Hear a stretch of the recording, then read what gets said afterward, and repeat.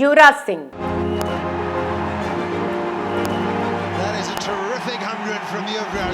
అతను బ్యాట్ పడితే భీముడు,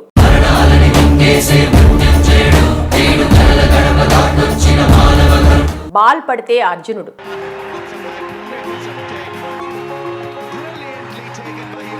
ప్రపంచ కప్లో కీలక పాత్ర పోషించిన ఆంజనేయుడు.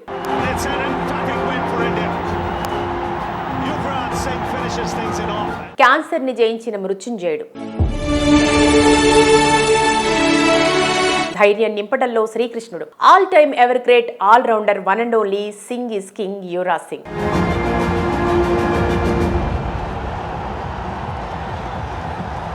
జీవితంలో ఎలా పోరాడాలి అనేది క్రికెట్ నాకు నేర్పింది. అందుకే లైఫ్లో ఎప్పుడూ విశ్వాసం కోల్పోలేదు. క్రికెటే జీవితంలో పోరాడటం, పడటం, లేవటం, ముందుకు సాగటం లాంటివి నేర్పించింది. నా శ్వాస ఉన్నంత వరకు ఆటకు ఏదో రూపంలో సాయం అందిస్తూనే ఉంటాను. అంతర్జాతీయ క్రికెట్ కు వీడ్కోలు చెప్పిన సందర్భంగా యువరాజ్ భావోద్వేగంతో పలికిన మాటలివి.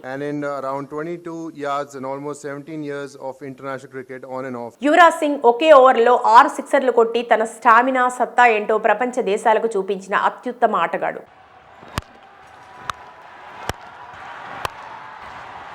కేవలం ఆటలో మాత్రమే కాదు, జీవితంలో కూడా గెలిచి క్యాన్సర్ లాంటి భయంకరమైన వ్యాధిని ఓడగొట్టి నిలబడ్డ ధీరుడు. క్రికెట్ ఆడాలని, దానిలో ఉన్నత స్థాయికి వెళ్లాలని ఎప్పుడూ కోరుకోలేదు. కేవలం తండ్రి బలవంతం మీద మాత్రమే క్రికెట్లోకి వచ్చాడు. ఆ తర్వాత చరిత్ర సృష్టించాడు.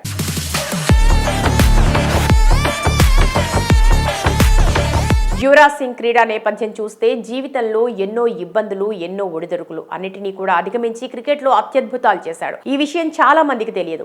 యువరాజ్ తండ్రి టీమిండియా ఫాస్ట్ బౌలర్ అయితే చిన్నతనం నుంచి యువీని క్రికెట్ వైపు మళ్లించడానికి చాలా ప్రయత్నాలు చేశాడు. అదీ కాక చిన్న వయసులోనే తన తల్లిదండ్రులు ఇద్దరు విడిపోయారు. ఇలాంటి సందర్భాల్లో క్రికెట్ కంటే కూడా స్కేటింగ్ మీదే ఎక్కువ దృష్టి పెట్టాడు. ఆ ఆటలో ఉన్నత స్థాయికి వెళ్లాడు. అండర్ 14 విభాగంలో స్కేటింగ్ ఛాంపియన్షిప్ అందుకున్నాడు. ఆ తర్వాత స్కేటింగ్ వద్దని తండ్రి వారించి యువరాజ్ దృష్టి మళ్లించాడు. మొత్తానికి నచ్చని ఆటపై శ్రద్ధ పెట్టమని తండ్రి ఒత్తిడి ఇంకొక పక్క, తల్లిదండ్రులు ఇద్దరు కలిసి లేరు. ఈ విధంగా యువి చాలా బాధల్ని, ఇబ్బందుల్ని అనుభవించాడు. ఆ సమయంలోనే తన తండ్రికి యువరాజ్కి మధ్య అతిపెద్ద ఘర్షణ జరిగిందని చెప్పొచ్చు. ఎందుకంటే యువరాజ్ స్కేటింగ్ మాత్రమే చేస్తాను అంటే తండ్రి యువి సంపాదించిన ఆ మెడల్ని నేలకు కొట్టి నువ్వు క్రికెట్ మాత్రమే ఆడాలని హుకుం జారీ చేశాడు.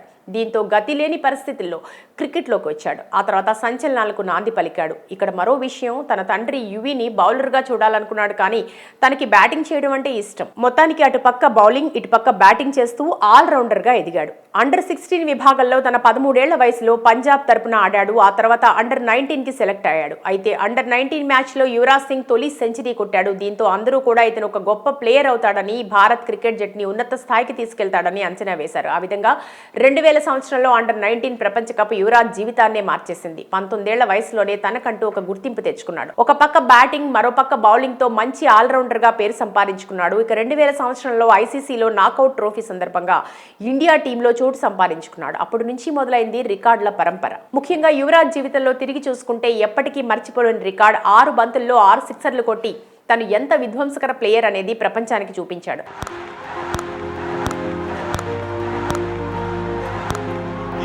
నిజానికి కోపానికి కేర్ ఆఫ్ అడ్రస్ గా కనిపించే యువరాజ్ను గెలికితే ఎలా ఉంటుందో రుచి చూపించాడు.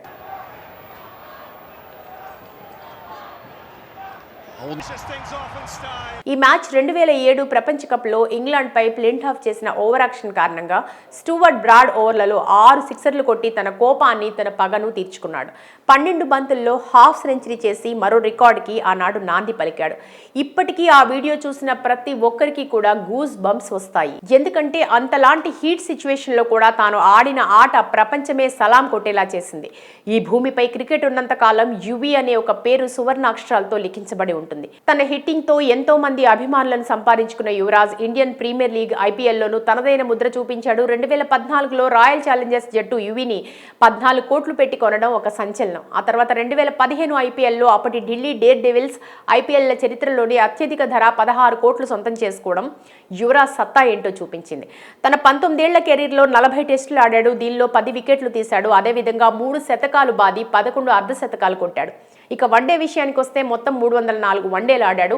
దాదాపు 8,700 పరుగులు చేశాడు. ఓడీలలో 111 వికెట్లు చేశాడు. అలాగే 14 సెంచరీలు చేసి 52 హాఫ్ సెంచరీలు చేశాడు. టీ20లో కూడా తన సత్తాను చాటాడు. దాదాపు 58 టీ20లు ఆడగా 1,117 పరుగులు చేశాడు. ఇక 2011 వన్డే ప్రపంచ కప్లో టీమిండియా కప్ గెలవడంలో కీలక పాత్ర పోషించాడు. మొత్తానికి ఓ పక్క క్యాన్సర్ని జయించి మరోపక్క జీవితంలో చిన్నప్పటి నుంచి ఎన్నో ఇబ్బందులు ఎదుర్కొన్నప్పటికీ తానేంటో ప్రపంచానికి రుజువు చేశాడు. యువరాజ్ సింగ్ అత్యుత్తమ రికార్డ్స్ అండ్ అవార్డ్స్ 2007 టీ20 ప్రపంచ కప్లో ప్రధాన బ్యాట్స్మెన్గా రాణించాడు. అలాగే 2011 వన్డే ప్రపంచ కప్ భారత్ గెలవటంలో ప్రధాన పాత్ర పోషించాడు. ఆల్రౌండ్ ప్రదర్శనతో భారతీయుల హృదయాల్లో చిరస్థాయిగా నిలిచిపోయాడు. టీ20 పోటీల్లో క్రికెట్లో తక్కువ 12 బంతుల్లో అర్ధశతకం ఇప్పటికీ ఈ బ్యాట్స్మెన్ పేరిట ఉంది. ఇప్పటి వరకు వన్డే ప్రపంచ కప్ క్రికెట్లో ఆల్రౌండర్ అత్యుత్తమ ప్రదర్శన ఈ యువి పేరిట ఉంది. మొత్తం టోర్నమెంట్లో 300కు పైగా పరుగులు, 15 వికెట్లతో వన్డే ప్రపంచ కప్ క్రికెట్లో ఒక టోర్నమెంట్లో సచిన్ తర్వాత అధికంగా man of the match award పొందిన క్రికెటర్. వన్డే ప్రపంచ కప్ క్రికెట్లో అన్ని టోర్నమెంట్లలో సచిన్ తర్వాత అధికంగా మ్యాన్ ఆఫ్ ద మ్యాచ్ అవార్డును పొందిన క్రికెటర్గా పేరు గడించాడు. ఇప్పటి వరకు వన్డేలో 26 మ్యాన్ ఆఫ్ ద మ్యాచ్ అవార్డులను అందుకున్నాడు. అందులో 2 మ్యాచ్ల్లో తప్ప అన్ని మ్యాచ్లు భారత విజయానికి ఉపయోగపడ్డాయి. అలాగే వరుసగా వన్డేల్లో 3 మ్యాన్ ఆఫ్ ద సిరీస్ అవార్డులను పొందిన అతి తక్కువ మందిలో యువరాజ్ ఒకడు. భారత ప్రభుత్వం నుండి అర్జున, పద్మశ్రీ పురస్కారాలను అందుకున్నాడు. యువరాజ్ జీవిత నేపథ్యం చూస్తే 1981 డిసెంబర్ 12న చండీగఢ్లో జన్మించారు. అటు మోడల్, బాలీవుడ్ నటి అయిన హజల్ కిచ్ను యువి ప్రేమ వివాహం చేసుకున్నారు. వీరికి ఒక బాబు, పాప ఉన్నారు. యువరాజ్ సొంత స్వచ్ఛంద సంస్థ యువికాన్ వందలాది మంది క్యాన్సర్ రోగులకు చికిత్స చేసింది. 2015 ఏప్రిల్లో అతను ఆన్లైన్ స్టార్టప్లలో 40-50 కోట్లు పెట్టుబడి పెట్టాలనే ఉద్దేశాన్ని ప్రకటించాడు. అలా చేయడానికి యువికాన్ వెంచర్ని ఏర్పాటు చేయడం ద్వారా యువికాన్ ప్రతిపాదనను విస్తరించాడు. 2015లో యువికాన్ హేయో మీడియా వ్యవస్థాపకుడు జయకృష్ణతో కలిసి దేశవ్యాప్తంగా క్యాన్సర్ అవగాహన కూడా ప్రారంభించింది.